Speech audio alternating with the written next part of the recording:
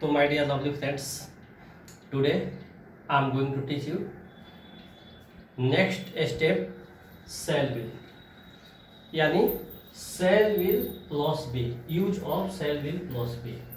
तो cell will plus b का अगले स्टेप में हम लोग पढ़ेंगे। चूँकि इसके पिछले वीडियो में सेल विल को आप लोग पढ़ चुके हैं, तो सेम कॉन्सेप्ट वही है। जिस तरह आप लोग पढ़े हैं आई और वी के साथ सेल का यूज किया जाता है, और बाकी जितना बच जाता है सब्जेक्ट ऑल पीपी यानी ऑल पर्सन के साथ हम लोग विल का यूज करते हैं। तो सेम कंडीशन है, लेकिन थोड़ा सा डिफरेंस इसमें यह है कि सेल विल प्लस बी का अर्थ फ्यूचर टाइम में होना या बनना होता है। इसका अर्थ क्या हो जाएगा, फ्यूचर टाइम में हमें कुछ होना होगा या बनना होगा, उस स्थिति में उस सिचुएशन में हम लोग सेल विल प्लस बी का यूज करेंगे। एग्जाम्पल हम देखते हैं, आई सेल बी रिच, मैं धनी होऊंगा, यानी प्रेजेंट टाइम की बात हम नहीं कर रहे हैं, हम बात कर रहे हैं फ्यूचर टाइम की।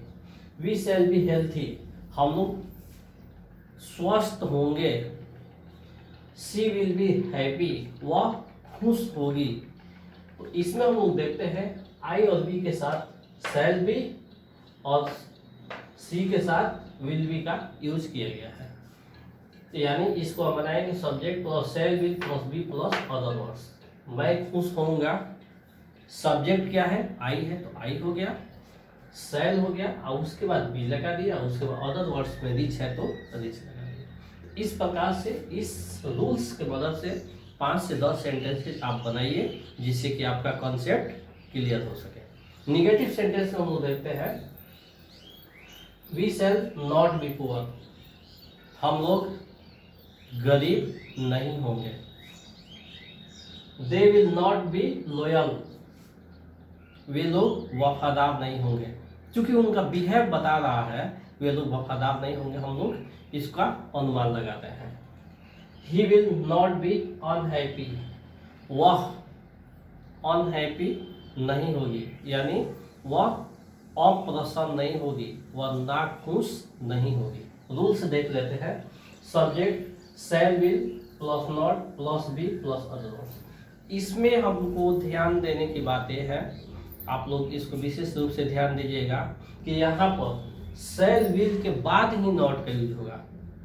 बहुत स्टूडेंट्स क्या करते हैं, नॉट इधर लगा देते हैं और उसके बाद सेल विल लगा देते हैं, उसके बाद बी इधर कर देते हैं, नॉट इधर कर देते हैं। तो हम लोग यहाँ ध्यान देंगे कि सेल विल के बाद नॉट और नॉट के बाद ही बी लगेगा।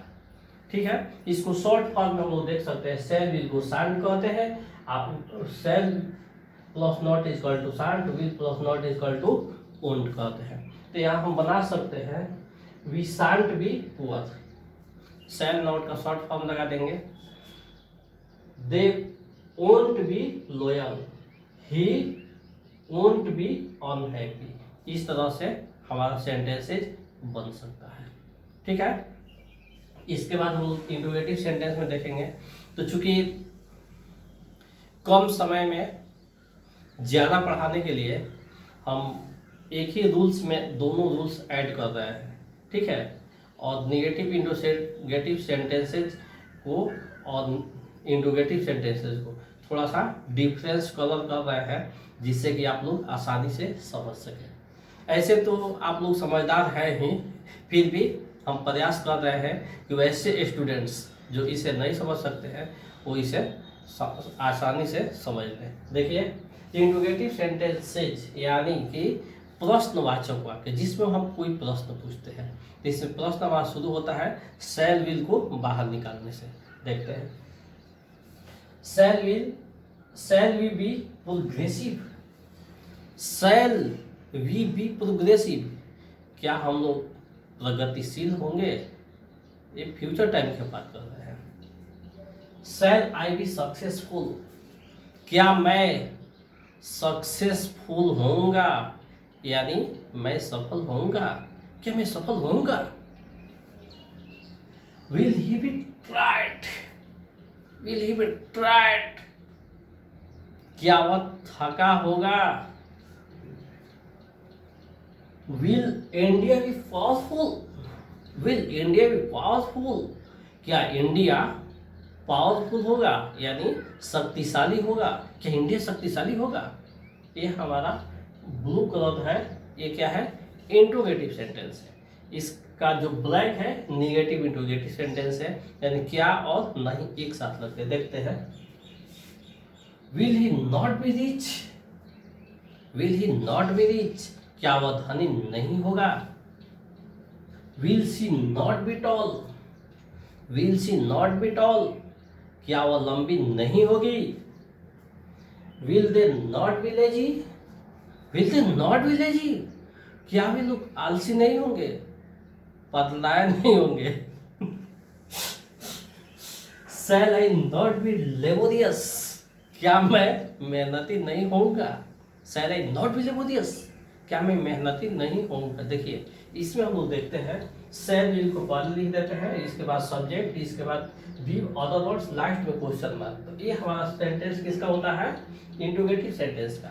और जहाँ निगेटिव इंट्रोगेटिव का बात आता है वहाँ हम लोग यहाँ पर सब्जेक्ट के बाद नॉट, उसके बाद बी का यूज कर देते हैं। तो इस प्रकार से हम लोग देखते हैं 1 2 3 4, यानी इसमें 2 रूल्स है। तो सभी रूल्स से आप लोग 5 से 10 सेंटेंस बनाइए। इसके बाद से लगातार इसको 3 महीना आप लोग देखते रहिए, हर स्टेप बाय स्टेप को। और 3 महीने के बाद से अपने अंदर झांक कर देखिए, who am I and what can I do. आप क्या थे और इस समय क्या हो गए हैं। आपके अंदर इतना नॉलेज हो जाएगा और इतना एनर्जी हो जाएगा कि आपको लगेगा कि हम किसी से कम नहीं। तो इसके लिए क्या करना पड़ेगा? पर डे ओनली 30 मिनट्स आप पढ़िए, इसको रिपीट कीजिए, देखिए, लिखिए और इसके रूल्स पर 5 से 10 सेंटेंसेस बनाइए और आप वो मुकाम हासिल कर सकते हैं जो आपके ड्रीम्स में आते हैं कि if I also be successful, काश मैं भी सफल होता। क्लियर? तो इस बात को आप लोग अंडरस्टैंड कीजिए। अगर हो सके तो इस वीडियो को सब्सक्राइब शेयर करके इसको आगे बढ़ाइए ताकि उन स्टूडेंट तक भी पहुंचे जो इसकी नीड रखते हैं, जिनको इसकी आवश्यकता है। इसके साथ ही आज का वीडियो ओवर होता है। हम लोग मिलते हैं नेक्स्ट क्लास में। That's all.